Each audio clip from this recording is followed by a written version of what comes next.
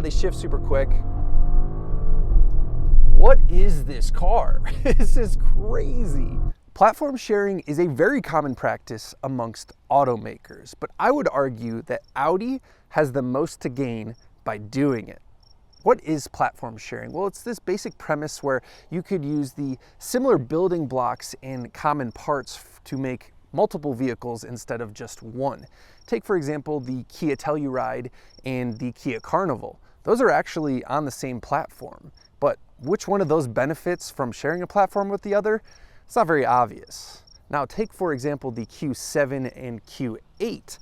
Those share a platform with the Bentley Bentayga and Lamborghini Urus. Very clear to see that they have to have really nice bones to support such an expensive platform, so you get this sort of trickle-down effect into these vehicles. What's fun about this episode is that even though we've reviewed Q7s and Q8s before, this one is the closest to that Bentley and Lamborghini because it has a 4-liter V8 twin-turbo engine. This is the 2025 Audi SQ8. Not quite as extreme as the RSQ8, but it does share the same bonkers engine that makes it more lively than the regular Q8. It starts at about $100,000, but this one is spec'd to $130,000. We're gonna give you all the details of this fast SUV and then take it for a drive to see if it lives up to the hype. So the Audi Q7 and Q8 sound like different models, right? Well, they are just slightly. The biggest difference is this rear end. The Q8 has a sloped back design, which is more of a coupe look. Some people would consider a little more slick, where the Q7 has a more traditional SUV rear end and shape. The other biggest difference that's notable is the fact that this is a few inches shorter than the Q7 because it's only a 2-row versus the Q7 being a 3-row. But other than that, they're extremely similar. Now this one being the performance version, the SQ8, gets some really lovely wheels, which I think we can all agree are perfect for a VW Audi product, and also some blacked out and carbon fiber bits all over the place. A pretty sharp looking car, but I think we could also agree this is sort of a stealth wealth vehicle. If you know, you know. The thing I would love to know is, what do you think of the Q7 versus Q8 look? Do you actually like this slope back roof more? Even though there's not a lot to see under the hood because of this giant plastic cover, this is really where all the magic happens. 4-liter V8 twin turbo, making 500 horsepower, 568 pound-feet of torque.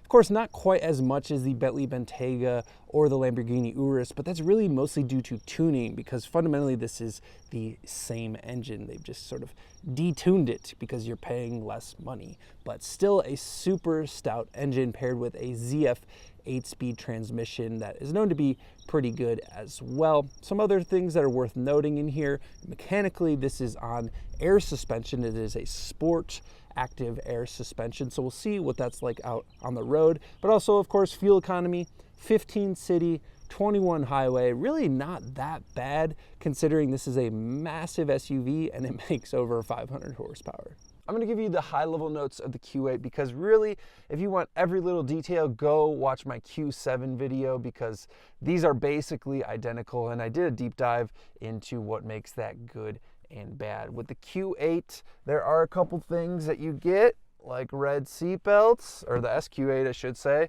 You know, some carbon fiber bits around here as well to let you know you're in the performance version, but really everything else in here is pretty much identical. The high points are excellent build quality. It doesn't squeak or rattle, nice materials.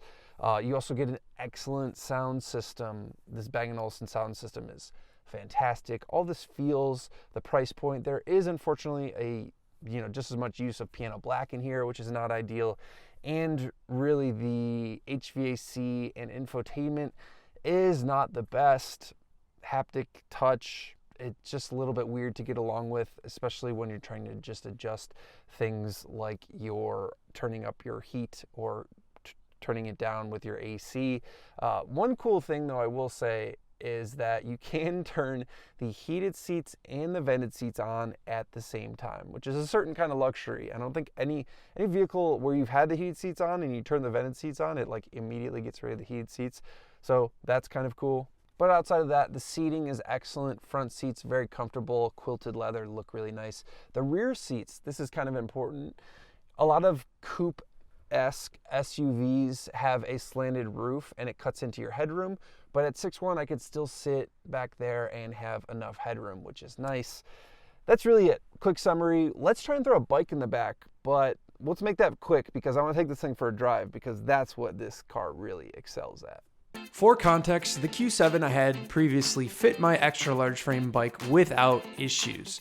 This Q8, on the other hand, really suffers in terms of rear opening room due to the sloped rear end. As you can see, it's not nearly wide enough nor tall enough to accommodate the wide handlebars on my bike. Now, I'd be shocked if anyone attempts this on their SQ8, but it's worth noting, if space is a priority, look at the SQ7.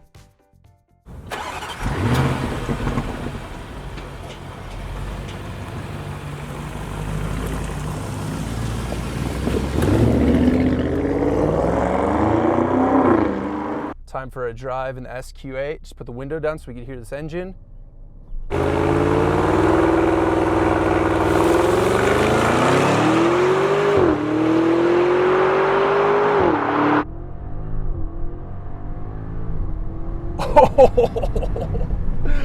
Do you hear this thing? Oh my gosh. Oh yeah, this is it. I brought us to a different road than my usual twisty mountain road because that one is too tight.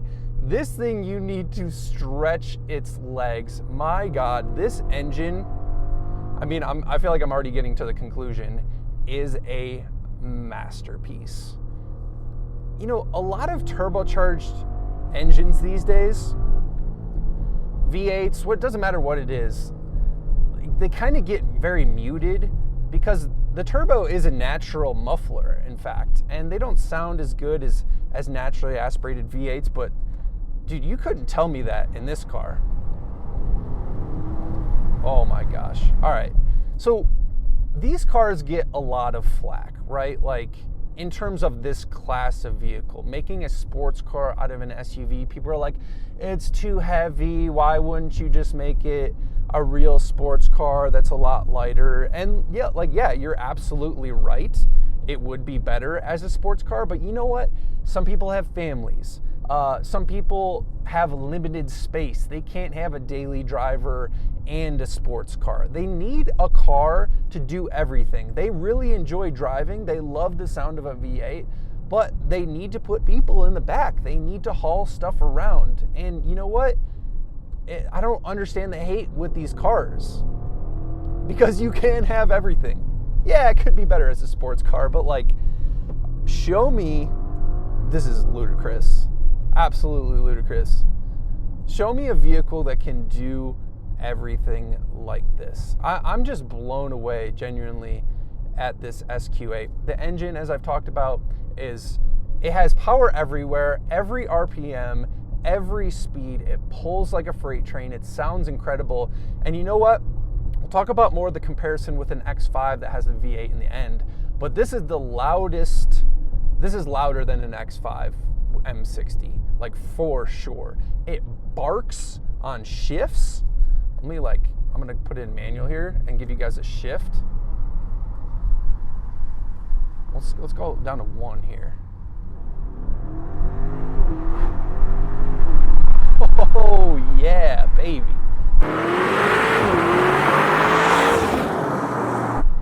It's just incredible. The transmission as well shifts so fast. And you know what's crazy is it doesn't have any of the bad tendencies of a very fast shifting transmission. Some, like the dual clutch type stuff shifts lightning quick, right?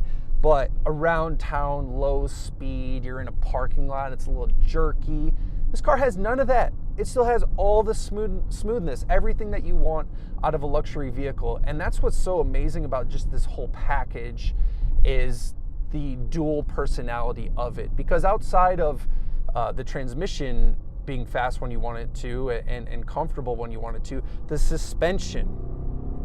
I have no notes on the suspension. This air ride, I'm in dynamic now. When I put it in comfort, it really loosens up. But even in dynamic, it's not too firm. The air ride is just so compliant and perfect for like real world roads. No one's taking this on the track, right? You never have like perfect roads.